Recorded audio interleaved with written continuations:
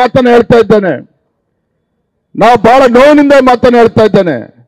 ಇವತ್ತು ಭಾರತೀಯ ಜನತಾ ಪಾರ್ಟಿ ಕರ್ನಾಟಕ ರಾಜ್ಯದಲ್ಲಿ ಇಷ್ಟು ಭದ್ರ ಬುನಾದಿ ಸಿಕ್ಕಿದೆ ಅಂತ ಹೇಳಿದ್ರೆ ನಮ್ಮ ಕರ್ನಾಟಕ ರಾಜ್ಯದಲ್ಲಿರ್ತಕ್ಕಂಥ ಲಕ್ಷಾಂತರ ಕಾರ್ಯಕರ್ತರು ತಮ್ಮ ಪ್ರಾಣದ ಹಂಗನ್ನು ಕೂಡ ಲೆಕ್ಕಿಸದೆ ತನು ಮನ ಧನ ಎಲ್ಲವನ್ನು ಕೂಡ ಅರ್ಪಿಸಿ ಇವತ್ತು ಭಾರತೀಯ ಜನತಾ ಪಾರ್ಟಿಗೆ ಭದ್ರ ಬುನಾದಿನ ಆಗ್ತಕ್ಕಂಥ ಕೆಲಸ ಮಾಡಿದ್ದಾರೆ. ಅಂತ ದೇವದುರ್ಗವಾಗಿರ್ತಕ್ಕಂಥ ಕಾರ್ಯಕರ್ತರಿಗೆ ಅಪಮಾನ ಆಗದ ರೀತಿಯಲ್ಲಿ ನಾವಿತ್ತು ಒಗ್ಗಟ್ಟಾಗಿ ಒಂದಾಗಿ ಇವತ್ತು ಪಕ್ಷ ಸಂಘಟನೆ ಮಾಡಬೇಕಾಗಿದೆ. ಗುಲ್ಬರ್ಗ ಜಿಲ್ಲೆಯಲ್ಲಿ ವಿಶೇಷವಾಗಿ ಇವತ್ತು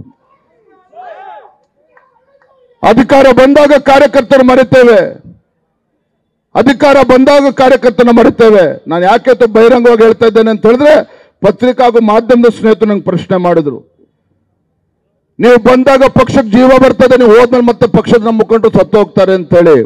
ಹಾಗಾಗಿ ಎಲ್ಲರೂ ಕೂಡ ಕೈ ಜೋಡಿಸಿ ಪ್ರಾರ್ಥನೆ ಮಾಡ್ತಾನೆ, ಜಿಲ್ಲೆಯ ಅಧ್ಯಕ್ಷರಾಗಿ ಎಲ್ಲರೂ ಕೂಡ ವಿನಂತಿ ಮಾಡ್ತಾನೆ, ಆಗ್ರಹವನ್ನು ಕೂಡ ಮಾಡ್ತೇನೆ.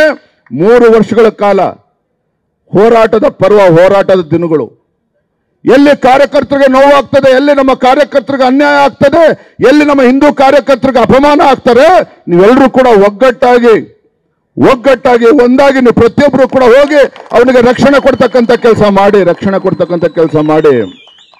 ಯಾವ ಗಂಡಸಿದನೆ ಕಾಂಗ್ರೆಸ್ ಪಾರ್ಟಿನಲ್ಲಿ ಇಲ್ಲಿ ರಾಜಕಾರಣ ಮಾಡೋದಕ್ಕೆ ನಾನು ಕೂಡ ನೋಡ್ತೇನೆ.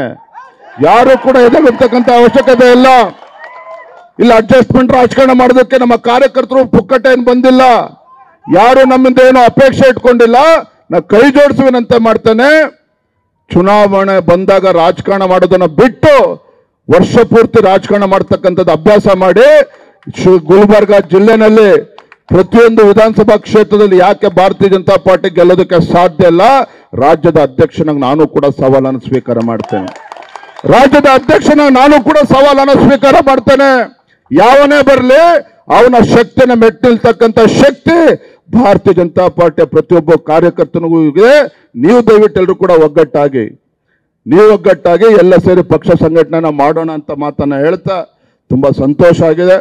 ಯಾಕೆ ನಮ್ಮ ಕಾರ್ಯಕರ್ತರ ಪ್ರೀತಿ ವಿಶ್ವಾಸಕ್ಕೆ ಬೆಲೆ ಕಟ್ಟೋದಕ್ಕೆ ಸಾಧ್ಯ ಇಲ್ಲ.